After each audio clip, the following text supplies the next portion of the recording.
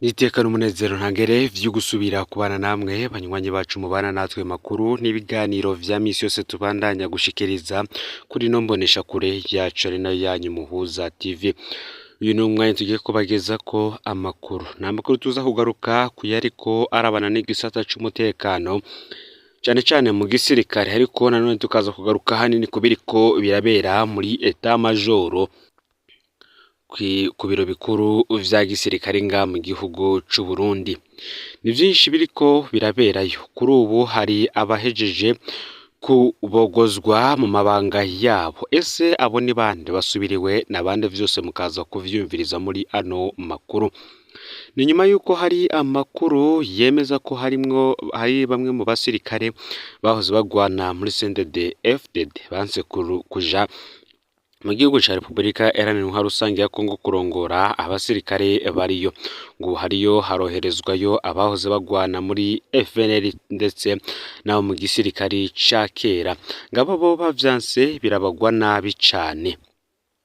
Nkuko twabagejeje ko ku munsi w'ejo hari zimwe mu ntwazangabo ziriko zirahanwa, zikaba ziriko zirahanirwa mu biro bikuru vy'igendereza. Aho hakaba harimwo abafise amapeti ya kapiteni, harimo kapiteni Bayubahe, kapiteni Manirakiza na Liyetona Bararunyeretse. Aba bakaba baratahanywe bakuwe igoma mu gihugu ca Repubulika Iharanira Rusange ya Kongo, aho bari bajanywe muri Tafok mu ngabo z'u Burundi.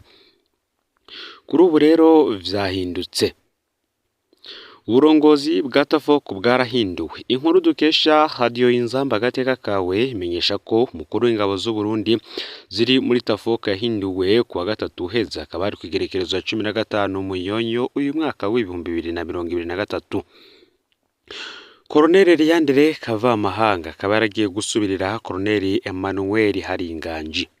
Amakuru Radio Inzamba ifise avuga ko Colonel Haringanji yagirizwa kunyuruza amafaranga yagenewe kugura ibikoresho by'abasirikare b'u Burundi barungitswe mu rugamba rwa M23. Akarorero Radio Inzamba itanga ni amafaranga yaragenewe kugura amazi yo kunywa. Amazi ntagurwa, ahubwo abasoda barungikwa kuvoma mu myonga. Ikindi cyatangaje abasirikare nuko uwari yagenywe kurongora ingabo za Tafok ari Colonel Yekonias Nihora imbere, afise matricule SS 1654 ariko yarahinduwe ku munota wa nyuma. Uyu Yekonias Nihora imbere yoba nawe nyene yaranse kuja muri Repubulika Iharanira Rusange ya Kongo, akaba yararondeye icitwazo ko agwaye. Yaba Colonel Emmanuel Haringanji afise matricule SS ubusa 879, yoba Colonel Liyandere Kavamahanga afise matricule SS 1778, yoba Colonel Yekonias Nihora imbere, ngo bose bahoze bagwana muri CNDD-FDD. Abasirikare bakavuga ko batinye uburongozi bwa Colonel Liyandere Kavamahanga azwi nk'intwazangabo yuzuye amacakubiri. Ni mugihe twabwiye kandi ko hariho n'intwazangabo kuri ubu ziriko ziraheba igisirikare kubera kwanga kuja mu ntambara badatahura. Benshi mu basirikare bariko baroherezwa muri Repubulika Iharanira Rusange ya Kongo, gukuru bariko baramenya iyo bagiye bageze mu Cibitoke canke ku kibuga c'indege ca Bujumbura. Aho rero niho bamwe baca bagumuka bakanka kugenda, benshi baca bapfungwa. Hakaba heze n'iminsi bakurikiranwa mu gisirikare. Hakaba hari abasirikare batari bake nanone bavugwa ko hako baje gupfira ivyo batazi muri Kongo bahitamwe guheba ico gisoda. Amakuru aremeza kandi ko hari abasoda batorokera mu gihugu ca Repubulika Iharanira Rusange ya Kongo, bakanka gutoroka bakiri nga mu gihugu c'u Burundi, canke se bakanka kuvuga ko bagiye kujayo mu gutinya ibindi vyokurikira. Mu nyuma bagize muri Repubulika Iharanira Rusange ya Kongo barikura umwambaro w'igisirikare nabo bagaca baba abasanzwe. Ingendo yo guheba igisoda ikaba ari yagabanutse, aho badugirije imishara y'abasoda mu kwa kane guheza. Amasoko yacu akavuga ko umurindi w'abasirikare batabakomoka wari munini cyane imbere yuko umushahara uduzwa. Kuva hadutse intambara na M23, umurindi wo guheba igisoda wasubiriye. Naho kandi hari intwazangabo zanse kuja muri Kongo, aho harimwe n'ubundi ari kurongora ingabo zigiye kurwana M23. Uyu akaba ari Lieutenant Colonel Martin Hakizimana Matricule SS 1892. Uyu akaba yaragararije aho yari mu ikambi ya Cibitoke haranka kurongora ingabo zagira zijabuke zija muri Kongo. Itegeko rivuye mu biro bikuru vya gisirikare ryarategetse ko baba bamufungiye muri iyo kambi buke bamujana kumupfunga i Bujumbura. Babibonye bavuze ko yatwawe nabi cyane, icyakurikiye kikaba kitazwi. Abandi basirikare nabo bagize icyo bavuga, bibaza ko Lieutenant Colonel Martin Hakizimana we atangorana azagira. Bakaba bavuga bati abasuda n'ubundi bahoze bagwana muri CNDD FDD ntibemera kuja gupfira muri Kongo. Bo baragarariza icese hatankurikiza, ariko wahoze mu gisirikare ca kera canke wavuye muri FNL ntiyo vyubahuka atagomba kubona ibara. Abo nibo bariko barashorwa mu ntambara mu butumwa batumva ya M23. Lieutenant Colonel Martin Hakizimana akaba yarahoze agwana muri CNDD FDD, akaba kandi yarakoreye cyane mu ngabo zicungera umukuru w'igihugu, akaba avuka no muri commune Giheta ho mu ntara ya Gitega. Ni mu gihe hari izindi ntwazangabo nazo ziriko zirakubitwa, aba bakaba bapfungiwe mu gashoko kuri police militaire. Aha niho rero bariko barabazwa n'iperereza rya gisirikare. Izi akaba ari intwazangabo zabajije ibibazo bitandukanye cyane uwari azirongoye muri Repubulika. Ni mu gihe kandi bagenzi babo bo bari kumwe b'abasirikare bavuga ko bafise amakenga y'ibishobora kubashikira ko izi ntwazangabo y'ibishobora gushikira izi ntwazangabo n'ubundi bahoze bagwanana. Mu yandi makuru reka tubabwire ivy'ibara ryaguye aho mu ntara ya Kirundo, komine Kirundo, umuyobozi wa Ecofo Gitwezi yoba afunzwe. Uyu akaba ari Shemezinana Innocent, apfungiwe mu gasho ka Kirundo nyuma yo gufatwa yagirizwa ubusuma bw'ibifungurwa bigizwe n'umuceri kuri iryo shure arongoye. Ngo vyose vyari vyatanguye hirya y'ejo igihe hibwe umuceri kuri iryo shure. Abanyagihugu bagumye babikurikirana batanga amakuru ku bakozi b'iperereza. Ejo hahise niho umudandaza yitwa Kubwimana Clementine yafatanywe ibiro bishika 600 vy'uwo muceri ku mugwa mukuru w'intara ya Kirundo. Clementine amaze kubifatanwa yoba yaremeye ko vyavuye kuri iryo shure rya Gitwenzi. Amatohoza yarabandanije, niho rero ku munsi w'ejo nyene haca hafatwa imifuko ishika 16 y'umuceri inyegeje ahantu bororera inkwavu.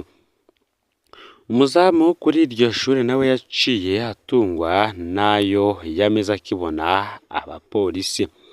Amatohoza yakozwe yerekana ko uwo muceri wari wasohowe n'umuyobozi kugira aje kuwugurisha.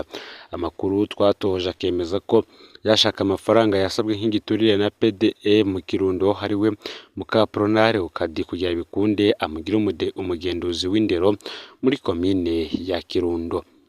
Amakuru dufise akemeza ko yari yumvikanye n'ubu arongoye indero mu ntara ya Kirundo ko amuha amafaranga ashika umuliyoni.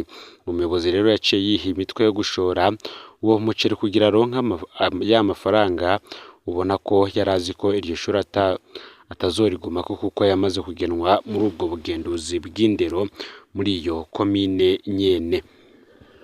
Abavyeyi barereye kuri iri shuri rero basaba ko uyu muyobozi yatorekurwa akabihanirwa vy'akarorero kuko iyo ngeso yo gusahura ibifungurwa vy'abanyeshuri mu ntara ya Kirundo yabaye ndanse.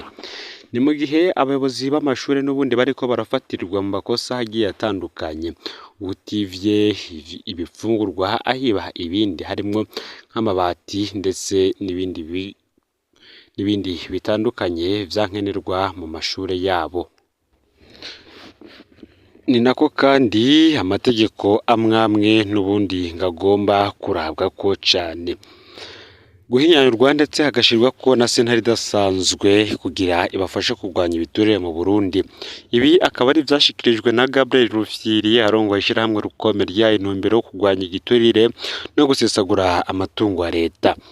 Kwigenekerezo ya 17 Munyonyi y'umwaka w'2023 nyuma y'uruganda rwo gushikiriza icigwa cakozwe n'iryo shirahamwe ku bijanye n'ivyo hinyanyurwa mu mategeko asanzwe hari mu kurwanya igiturire, Rufyiri abona ko ingene ingingo z'amategeko ajanye no kwerekana iyo muntu yakuye ubutunzi ndetse no kweza amafaranga zidatomora ibijanye n'ibihano ku barenza amategeko. Kugira ngo izo ngingo zidatumbereye neza harakwiye ko zihinyanyurwa mu ntumbero yo kuja mu nzira yo kurwanya igiturire. Si ivyo gusa ngo harakwiye kandi gushirwaho inzego zidasanzwe zo kurwanya igiturire kandi zikaja ku kivi, kuko ngo bimaze kugaragara ko izo nzego zidakora bishemeye. Ngo ivyo kandi ni bimwe mu vyafasha inzego z'igihugu gukurikiza amasezerano mpuzamakungu yashizweko igikumu na leta y'u Burundi.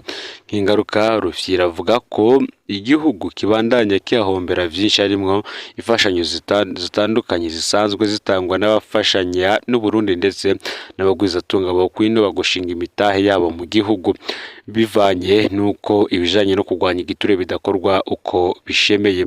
Abari bitavye urwo ruganda barasavye ko hokwiga kandi ibijanye n'ingene hotegekanywa gukingirwa kw'abadoma k'urutoke batanze canke abakiriye igiturire.